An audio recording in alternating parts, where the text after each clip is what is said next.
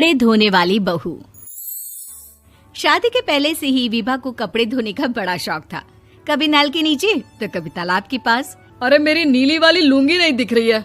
विभा की अम्मा, कहाँ रखी है लुंगी? अरे वो तो विभा ने परसों ही धोकर रखी थी आपकी अलमारी में, देखो वहीं होगी।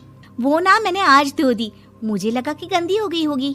अरे कैसे गंदी हो गई थी? उसे तो मैंने पहना भी नहीं। हे भगवान, इस लड़की के कपड़े धोने की आदत से परेशान हो गया हूँ मैं। जितना तो घर में राशन नहीं आता, उससे कहीं ज्यादा डिटर्जेंट पाउडर का खर्चा है। इसकी शादी करवा दो, शादी। जाए अपने घर में ही करे काम, फिर चाहे घर के कपड़े धोने हो या पूरे गांव के। हाँ ठीक बोल रही हो, देखता हूँ मैं कोई लड़का। वो दिन भी आ जाता है जब विभा को देखने लड़के वाले आ जाते हैं। लड़की मुझे अच्छी लगी। होने वाली सास कहती है, बेटी अगर कुछ पूछना है तो पूछ लो। वैसे तो हमारी लड़की बहुत ही शर्मीली है, जो बोल दो वो मान लेती है, इसे क्या पूछना होगा। अरे कैसी बात कर रही हो माँ, मुझे इन लोगों के घर रहना है, सवाल तो कई है। हाँ हाँ बेटा, पूछ लो ना, क्या पूछना है। आप लोगों के घर कपड़े कौन धोता है? सास का मुंह बन जाता है। देखो, अगर तुम ये कहना चाहती हो कि तुम्हें कपड़े धोने नहीं आते तो सुन लो, कपड़े मैं ही धोती हूँ, लेकिन तुम्हारे आ जाने के बाद मैं रुमाल तक नहीं धोऊंगी। अरे चुप रहना भाग्यवान, बहू बेचारी घर आई नहीं, उसे डराना शुरू कर दिया। वो क्या है ना बिटिया, अभी तक तो ये कल्लू की माँ ही धोती थी, लेकिन अब तुम्हारे पापा तो दहेज में वॉशिंग मशीन देंगे ही।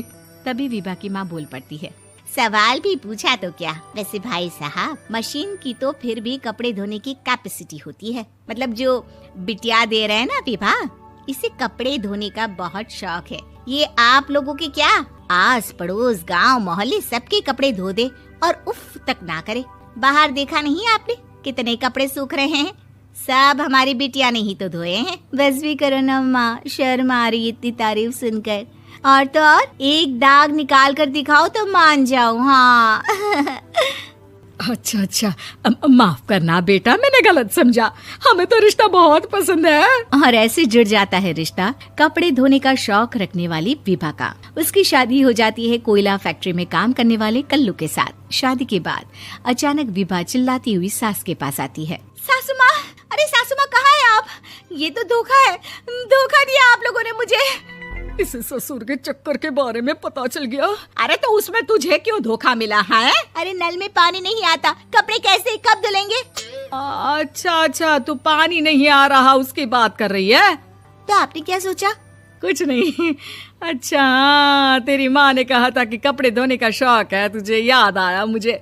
शौक बोलकर कपड़े धोने वाले मेरे जुनून को कम ना आके सासू माँ, कपड़ा धोना मेरा गुरूर है। तभी पति भी वहाँ आ जाता है। अभी मैंने इसे सनी देओल की फिल्म दिखाई है, उसी के डायलॉग मार रही है माँ। अच्छा सुन, साफ साफ बता रही हूँ, पानी सुबह 4 से 6 और शाम को 10 से 12 आता है, समझी?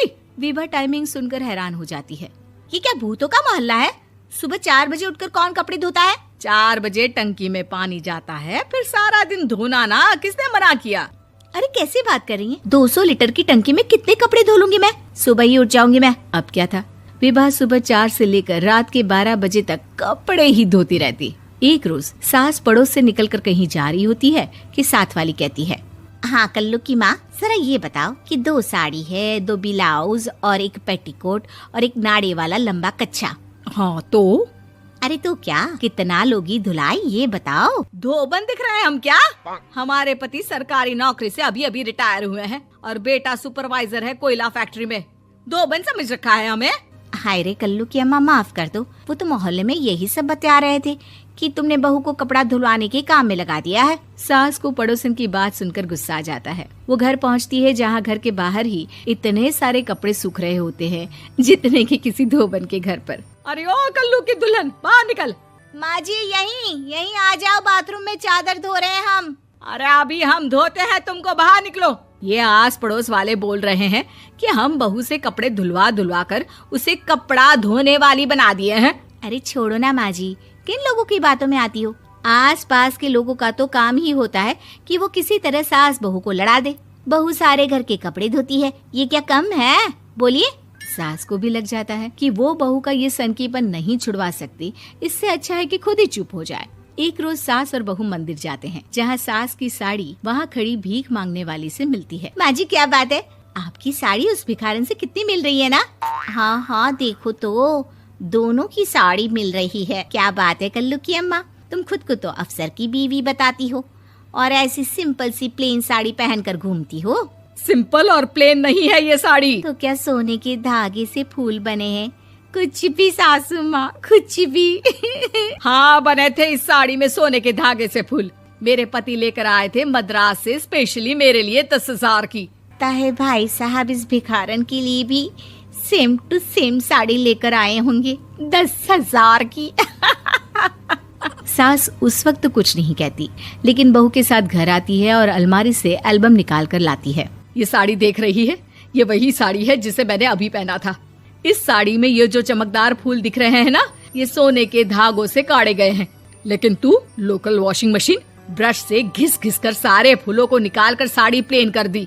मुझे माफ कर दीजिए सासू माँ। और तो और, जब मैंने तुझे तेरी गलती के लिए कुछ नहीं कहा, लेकिन तूने तो सबके सामने मेरा मजाक ही बना दिया। क्यों? बहू को समझ में आ जाता है कि अब से उसका कपड़े धोना बंद।